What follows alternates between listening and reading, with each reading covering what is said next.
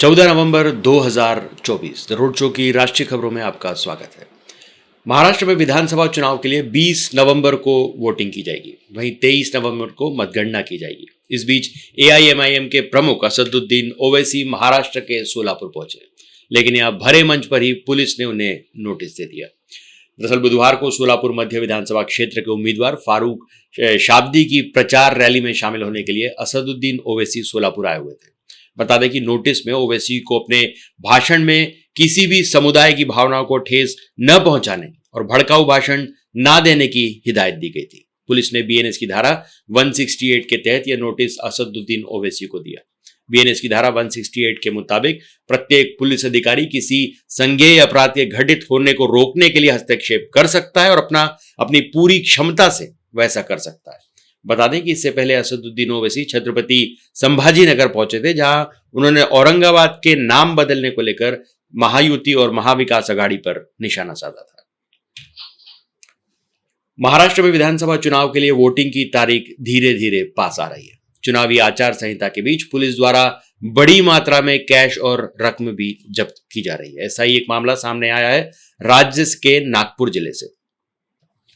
यहां पुलिस ने एक शख्स को हिरासत में लिया है, जो कि स्कूटर पर सवार होकर 1.5 करोड़ रुपए ले जा रहा था। स्कूटर पर इतनी बड़ी रकम देखकर अधिकारी भी हैरान रह गए। पुलिस ने इस बड़ी रकम को जब्त किया है। पुलिस अधिकारियों ने गुरुवार को इस घटना के बारे में जानकारी दी। इस मामले के बारे में चुनाव आयोग को भी सूचना दे दी गई है। पुलिस को जब्त किए गए कैश से चुनाव प्रभावित किए जाने की आशंका है। पुलिस इस बात की जांच कर रही है कि 1.5 करोड़ रुपए चुनाव में किसी अवैध गतिविधि या मनी लॉन्ड्रिंग से जुड़े तो नहीं है। सुप्रीम कोर्ट द्वारा बुलडोजर एक्शन पर ब्रेक लगाने के बाद समाजवादी पार्टी के अध्यक्ष अखिलेश यादव ने बुधवार को मुख्यमंत्री योगी आदित्यनाथ के नेतृत्व वाली उत्तर प्रदेश सरकार पर निशाना साधते हुए कहा कि अदालत ने बुलडोजर को हमेशा के लिए गैराज में खड़ा कर दिया है। अखिलेश ने यह भी दावा किया कि बुलडोजर कार्रवाई के नाम पर गरीबों के घर तोड़े जा रहे हैं। उत्तर प्रदेश के पूर्व मुख्यमंत्री ने सीसामऊ सीट पर 20 नवंबर को होने वाले उपचुनाव के लिए सपा प्रत्याशी नसीम सोलंकी के समर्थन में यहां एक जनसभा को संबोधित करते हुए बुलडोजर नीति पर सुप्रीम कोर्ट की तल्ख टिप्पणी की सराहना की। अखिलेश ने कहा, बुलडोजर कार्रवाई के नाम पर गरीबों के घर तोड़े जा रहे थे, अब सुप्रीम कोर्ट ने अवैध रूप से मकान गिराने पर रोक लगा दी है। उन्होंने कहा कि अयोध्या में जिस तरह से बुलडोजर चलाए गए, उसी के कारण लोकसभा चुनाव में भारतीय जनता पार्टी की हार हुई। बिहार के पूर्व उप मुख्यमंत्री और राष्ट्रीय जनता दल के नेता तेजस्वी यादव ने बुधवार को यहां एक समारोह में प्रधानमंत्री नरेंद्र मोदी के पैर छूने के लिए मुख्यमंत्री नीतीश कुमार पर तंज कसते हुए कहा कि जनता दल यूनाइटेड के अध्यक्ष हाल के दिनों में सभी के पैरों में गिर रहे हैं। दरभंगा में आयोजित एक समारोह में नीतीश अपना भाषण खत्म करने के बाद प्रधानमंत्री मोदी के पैर छूने के लिए नीचे झुके थे। तभी मोदी मुख्यमंत्री को कंधे से पकड़ते हुए उनकी कुर्सी पर बिठाते हुए दिखाई दे रहे थे। तेजस्वी यादव ने इस घटना के बारे में पूछे जाने पर तंज कसते हुए कहा कि इसमें क्या असामान्य बात है। वो मुख्यमंत्री हाल के दिनों में सभी के पैरों में गिर रहे हैं। राजद नेता ने आरोप लगाया कि उन्होंने ऐसा अपनी सरकार के अधिकारियों के साथ भी किया था। हिमाचल प्रदेश सरकार को हाई कोर्ट से बड़ा झटका लगा है। हाई कोर्ट ने सुक्खू सरकार के सभी 6 मुख्य संसदीय सचिव सीपीएस को हटाने का आदेश दिया है। सीपीएस की सभी सरकारी सुविधाओं को भी तुरंत वापस लेने के आदेश जारी किए गए। न्यायाधीश विवेक सिंह ठाकुर और न्यायाधीश विपिन चंद्र नेगी की बेंच ने फैसला सुनाते हुए कहा कि सीपीएस को पद से हटाया जाए, लेकिन वे विधायक रहेंगे। जानकारी के अनुसार मुख्यमंत्री सुखविंदर सुक्खू ने कांग्रेस के 6 विधायकों को मुख्य संसदीय सचिव सीपीएस बनाया था। कल्पना के अलावा राज्य की मुख्य विपक्षी पार्टी बीजेपी के 11 विधायकों और पीपल्स फॉर रिस्पॉन्सिबल गवर्नेंस संस्था ने भी सीपीएस की नियुक्ति को असंवैधानिक बताते हुए हाई कोर्ट में याचिका डाली थी। मुंबई एयरपोर्ट को बम से उड़ाने की धमकी मिली है।